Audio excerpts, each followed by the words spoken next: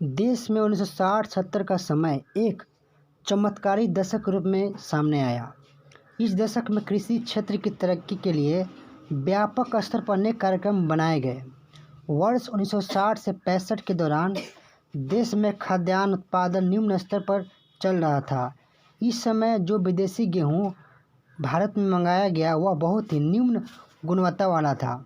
इसी समय देश के तत्कालीन प्रधानमंत्री श्री लाल बहादुर शास्त्री जी ने जय जवान जय किसान का नारा दिया, जिससे इस कठिन समय में खाद्यान्न उत्पादन को बढ़ावा मिला।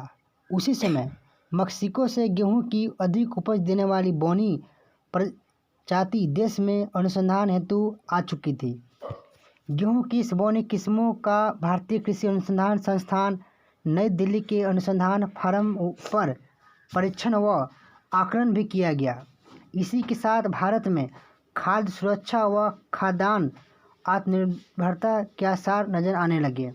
वर्ष 1962 से 63 के दौरान विश्व विख्यात कृषि वैज्ञानिक एवं नोबेल पुरस्कार विजेता नॉर्मन ई बोरलॉन्ग ने मैक्सिकन गेहूं की बोनी किस्म पर भारतीय वैज्ञानिकों के साथ मिलकर विभिन्न अनुसंधान केंद्रों पर परीक्षण किए।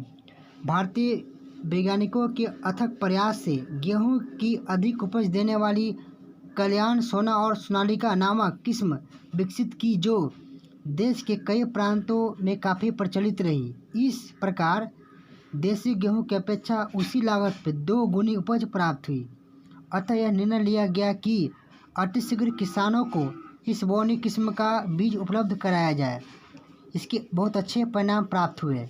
इसी दौरान विश्व प्रसिद्ध कृषि वैज्ञानिक व राष्ट्रीय किसान आयोग के पूर्व अध्यक्ष डॉक्टर एम.एस. स्वामीनाथन हरित क्रांति अभियान के मार्गदर्शक बने। पंतनगर कृषि विश्वविद्यालय तथा पंजाब कृषि विश्वविद्यालय ने भी बोने गेहूं पर अनुसंधान कार्य किए तथा अनेक प्रजातियां विकसित की। नवीनतम तकनीक व अधिक उपज देने वाली प्रजातियों के आने से गेहूं का उत्पादन बढ़कर वर्ष 1967-68 में 27.5 मिलियन टन हो गया। इसी के साथ देश में खाद्यान्न उत्पादन के संबंध में आत्मनिर्भरता का संकेत नजर आया। इसी दशक में चावल की भी अधिक उपज देने वाली किस्म विकसित की गई, जिसके कारण खाद्यान्न उत्पादन में बढ़ोतरी हुई। खाद्यान्न के क्षेत्र में आई इस लहर को भारत सरकार ने देश में हरित क्रांति के आगमन की घोषणा की। Doctor MS. स्वामीनाथन भारत में हरित क्रांति के जनक बने। हरित क्रांति के महानायक नॉर्मन ई बोरलॉन्ग का 1995 वर्ष की अवस्था में 11 सितंबर 2009 को निधन हो गया। उन्हें वर्ष 1970 में विश्व शांति के नोबेल पुरस्कार से सम्मानित किया गया।